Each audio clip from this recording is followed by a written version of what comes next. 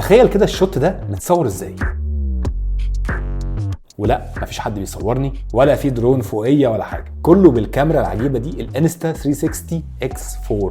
دي اول مره اجرب كاميرا 360 ومنبهر قوي الصراحه. اول حاجه العلبه بيجي معاها اكسسوارات كتير، كفر للكاميرا من الظهر وكيس علشان تشيلها فيها، وحاجه اسمها لينس جارد علشان تحمي اللينسات ديت، عشان طبعا اللينسات دي ممكن تتخبط منك، والسيلفي ستيك دي اللي ممكن تبان لك عصايه عاديه بتطول بتبقى حوالي متر، ولكن دي انفيزبل سيلفي ستيك، يعني خفيه ما بتبانش في الفيديوهات. يعني انا في اللقطه ديت انا ماسك الكاميرا كده ورافعها، ولكن الفيديو اللي بيطلع في الاخر الحته دي بتبقى ممسوحه، فيبان ان الكاميرا طايره حواليك كده اهوت وتاخد الشوتات الصايعه قوي. الفكره بقى في فيديوهات ال 360 ان انت بتقدر تختار الفريم بعد ما تصور، يعني انت مش بتركز وتنشن على حاجه معينه وتصورها، الكاميرا بتصور 360. الشغل كله في الابلكيشن، تقدر تختار كل ثانيه من الفيديو اللي هيتعرض فيها وتنقل بينهم بقى بسلاسه وكي فريمز. ومن الحاجات اللي عجباني قوي هي الديب تراك، انت بتختار له حاجه في الفيديو وتعلم عليها وهو بيسنتره في النص. الكاميرا دي كمان بتصور صور بتوصل ل 72